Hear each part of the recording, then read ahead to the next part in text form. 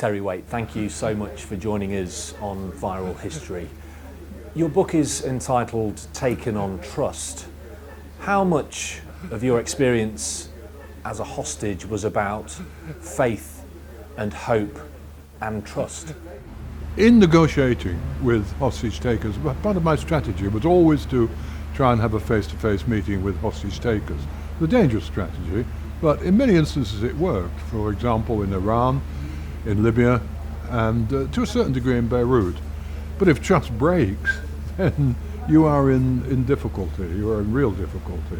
And through no fault of my own, I mean through political manipulations, trust was broken in Beirut and I found myself in captivity. But I think trust is fundamental, fundamental to peace building. People often say there's nothing we as ordinary people can do to build peace. I don't believe it.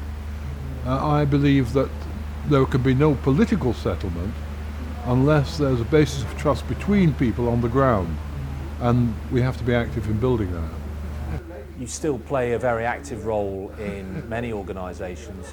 What are some of the things you're involved in these days? Well, many things. First of all, there's Hostage UK. When I came out of captivity, I founded an organisation which gives support to hostage families and also disseminates information amongst professionals on a variety of issues that concern hostage taking or hostages. And that's developing now into an international organisation. We've just set up in America, we're setting up in Italy, and we've been going in the UK for a good long time. The second thing, I suppose, is Why Care. Why Care I founded actually 30 years ago, which gives young people all around the world opportunities to develop businesses of their own. You know, if young people are left, if there are no opportunities for them, if they have no hope for the future, then they're ripe to join violent gangs and terrorist gangs. And so we're trying to deal with that problem through Why Care. And thirdly, the principal one, which would be Emmaus for the homeless, which was founded in France, known as Emmaus in France, but in this country Emmaus. Founded in France, it's not a religious organisation. It's an organisation that enables homeless people to come into a community, to leave behind state support, to work according to their capacity, and to get back into life. And I opened the first community in Cambridge about 20 odd years ago. We now have almost 30 in the country and a number more coming along. You were denied almost 5 years of your life living at liberty, and yet you resist bitterness. How do you manage to do that? Well, I think there's not a soul in this world who doesn't have some suffering in their life. And suffering is no respecter of persons. I mean, some people who led, one might say, a blameless life, they're suddenly affected by tragedy and they suffer deeply. I don't think we can explain really fully what suffering is all about. One thing you can say with reasonable degree of certainty, that in the majority of cases, suffering need not destroy. Usually, out of situations of suffering, something creative can emerge. And if you look back in history at some of the great inventions, some of the great creations, they've come when people have suffered. And that's been my philosophy.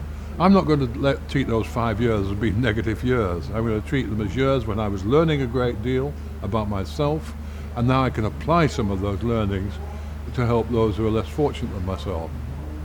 You still do important work for charities and humanitarian organisations. You remain a positive presence. How important is it to turn your experience into a force for good? Well, I think it is important to turn my experience into a force for good, because I think, and I make no bones about this, someone once said to me, how is it, have you ever thought of why it is you are always trying to work for reconciliation? And I thought about that. Then I realised that when I was trying to work for reconciliation in others, I was also working for my own reconciliation, my own inner reconciliation, to be more of a complete and whole person. And I think in any process like that, when we work for others, we're doing something for ourselves too. And I'm not full of altruism, I do my best. But I know also, I'm not daft, I know also that I'm doing something for myself, and I gain immeasurably more from doing that than perhaps I give. What areas of your life did you feel it was most important to write about in your book, and how cathartic was that? Well, there were several areas I felt I needed to write about when I was writing my new book. There were a couple of books on the stocks. I mean, first of all, the book I wrote in my head in those years when I had no pencil and paper, called Taken on Trust, is just being issued as a classic edition. It's been in print for 20 odd years, and I've written a new chapter for that, so to bring it up to date. Another book, which is called Out of the Silence, is a book of poetry and prose, which actually reflects more the experience subsequent to captivity and the various experiences I've had. And poetry is a very good way of trying to put concisely something of the emotions and the feelings into a concise way which can be conveyed through method of poetry. That will be coming out. Out of the Silence will be coming out later this year. Then I've written something entirely different, because I don't think you should lose your sense of humour. And I didn't lose it entirely in captivity. So I've written a book about cruising on the high seas called called The Voyage of the Golden Handshake, which is total nonsense. I mean, someone described it as being completely balmy and eccentrically English.